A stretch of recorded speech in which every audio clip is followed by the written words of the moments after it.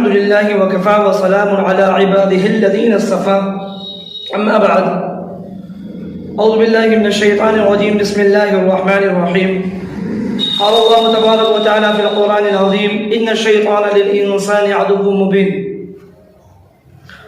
اللہ تعالیٰ نے اس آیت کریمہ سے بندوں کو آگاہ کیا کہ شیطان تمہارا کھلا ہوا دشمن ہے اور آپ کو بہکانے کے لیے طرح طرح کی تدابیریں طرح طرح کے طریقے اختیار کرتا ہے، تو آپ کو اس سے بچنا ہے، اس سے آگاہ رہنا ہے. یہ رمضان کا مہینہ اللہ تبارک و تعالیٰ نے بندوں کو اپنی منجائی کے لیے، اپنی صفائی کے لیے پیش کیا تاکہ اس مہینے کے اندر اپنی اصلاح اور اپنی صفائی دل کی اور دماغ کی اپنی عبادت کے ذریعے سے اتنی کریں کہ رمضان کے بعد بھی اس کے اثرات ہمیں دکھائی دیں.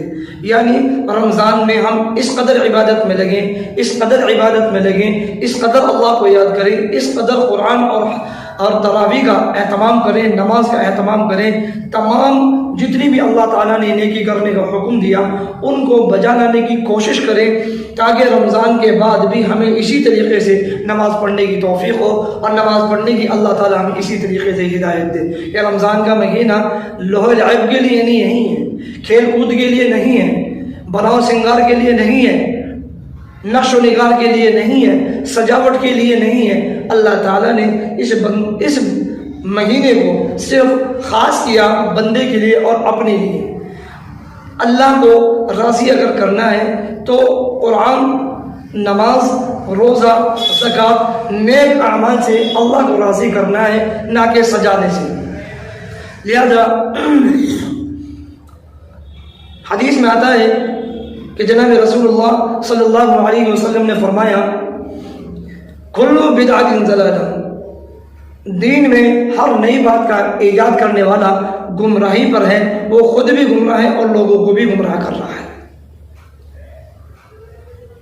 بتانا کا مقصد یہ ہے کہ آج کل ہمارے محلے کے اندر، شہروں کے اندر کئی محلوں میں دیکھا گیا کہ وہ لوگ محلوں کو سجا رہے ہیں، لائٹیں لگا رہے ہیں، روشنیاں کر رہے ہیں.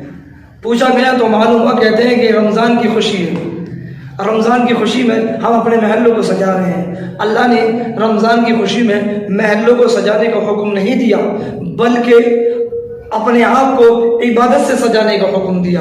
آپ اپنے عیبوں کو چھپا کر، آپ کو روزہ نہیں رکھنا، آپ کو تراویح تو پڑھنی نہیں، آپ کو روزہ نہیں رکھنا، آپ کو نمازیں نہیں پڑھنی، قرآن کا اہتمام نہیں کرنا، روزوں کا اہتمام نہیں کرنا، حج کا اہتمام نہیں کرنا، زکوٰۃ کا اہتمام نہیں کرنا، جتنے نیک اعمال ہیں ان کا اہتمام تو آپ کو کرنا نہیں بلکہ آپ کو محلوں کو سجانا. یہ شیطانی وسوسہ ہے، یہ بدعت کی ایجاد ہے.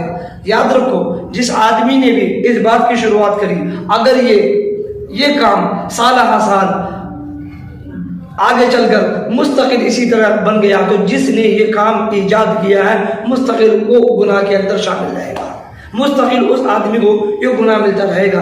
ارے اگر سجانا ہے تو اپنی عبادت سے اپنے دلوں کو سجاؤ. اس رمضان کو قرآن کی تلاوت سے سجاؤ، اس رمضان کو تراویح سے سجاؤ، اس رمضان کو صدقہ ادا کرنے میں سجاؤ، زکوٰۃ دینے میں سجاؤ، غیروں کی مدد، مسکینوں کی، غریبوں کی مدد کرنے میں سجاؤ. دیکھو، شیطان نے آپ کو اس حیلے میں تو نہیں لگایا کہ اگر آپ چاہتے تو اسی طریقے سے کچھ آدمی اکٹھے ہو کر پیسے اکٹھے کرتے اور جو آدمی ضرورت مند تھا، آپ کے نظروں میں جو آدمی مسکین ہے یا کوئی ضرورت مند ہے اس ضرورت کو پورا کرتا. رمضان کا مہینہ ہے، ثواب بھی زیادہ ملتا ہے. نہ، آپ کو شیطان نے اس راستے پر نہیں لگایا جو ثواب کا راستہ ہے، بلکہ آپ کو شیطان کے راستے پہ لگایا تاکہ آنے والی قوم بھی رمضان کی اہمیت کو، تراویح کی اہمیت کو، قرآن کی اہمیت کو، روزے کی اہمیت کو ختم کر اس بناؤ سنگار میں لگ جائے، اس روشنیوں میں لگ جائے. اور ایک تو گناہ یہ کہ ہم نے دین کے اندر نئی بات کا ایجاد کیا.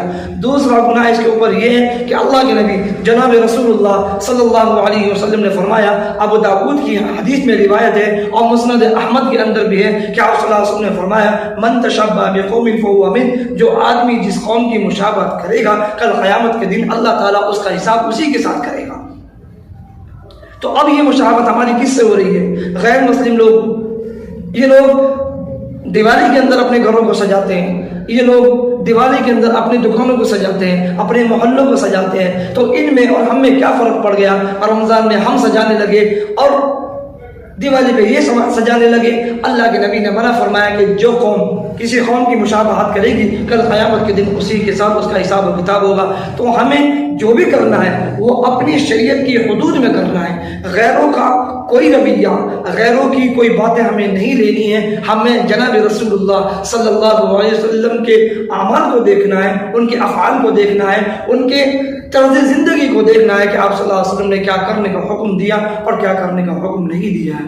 اور ائمہ حضرات سے، جتنے بھی محلے کے تمام شہروں کے محلے کے ائمہ حضرات ہیں، ان سے بھی میری درخواست ہے کہ وہ اس چیز کو روکیں، اس چیز کو آگے بڑھنے سے روکیں۔ کل ایسا نہ ہو کہ لوگ رمضان کی اہمیت کو ختم کر اسی لائٹوں کے اندر اور سجانے کے اندر رہ جائیں۔ اللہ تعالی ہمیں کہنے اور سننے سے زیادہ عمل کی توفیق عطا فرمائے۔ وآخر دعوانا ان الحمد للہ رب العالمین۔